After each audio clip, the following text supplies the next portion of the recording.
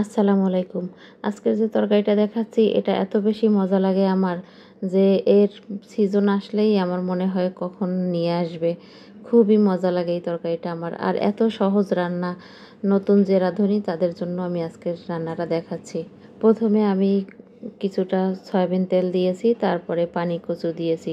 আর পানি কচুটা আমি হলুদ লবণ মাখিয়ে তারপরে ভেজে তুলে রাখছি। এখানে আমি পানি কচু কাটার একটা টিপস বলে দিচ্ছি। অনেকেরই পানি কচু কাটলে হাত চুলকায় ভীষণভাবে। পানি কচুর সেই ড্যাগাগুলো আপনি ভালো করে ধুয়ে তারপরে কেটে নেবেন, তাহলে আর হাত চুলকাবে না। আর কাটার পরে ধোয়ার প্রয়োজন নেই। পানি কচুর যে গোড়ার অংশ, সেই গোড়ার অংশগুলো আগে ভালো করে ছিলিয়ে তারপরে ধুবেন। ধুয়ে তারপরে কুটে নেবেন, তাহলে আর হাত চুলকাবে না। এরপরে আমি চিংড়ি মাছগুলো হলুদ লবণ দিয়ে ভেজে তুলে রাখছি।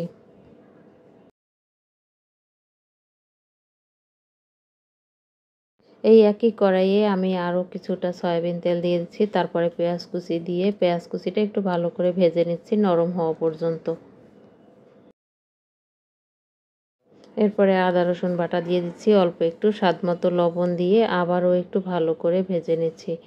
এরপরে কিছুটা পানি দিয়ে তারপরে হলুদের গুঁড়া, মরিচের গুঁড়া আর একটু ধনিয়া গুঁড়া দিয়ে আবারও ভালো করে কষিয়ে নিচ্ছি। কিছু তরকারি আছে যার মধ্যে অনেক বেশি মশলার প্রয়োজন হয় না, সেই তরকারির স্বাদটাই বেশি ভালো লাগে।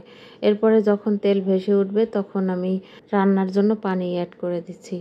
পানি দেওয়ার পরে তারপরে আমি আগে থেকে ভেজে রাখা কচু আর চিংড়ি মাছগুলো দিয়ে দিচ্ছি। দেওয়ার পরে আরেকটু ভালো করে নাড়াচাড়া করে আমি একটা ঢাকনা দিয়ে ঢেকে তারপরে রান্না করে নিচ্ছি একদম পানিটা টেনে যাওয়া পর্যন্ত। ঝোল যখন একদমই প্রায় টেনে আসবে তখনই আমি নামিয়ে নেব। খুবই মজার একটা তরকারি, অবশ্যই ট্রাই করবেন। আর আমার খুবই সিম্পল রেসিপিগুলো দেখার জন্য অনেক ধন্যবাদ।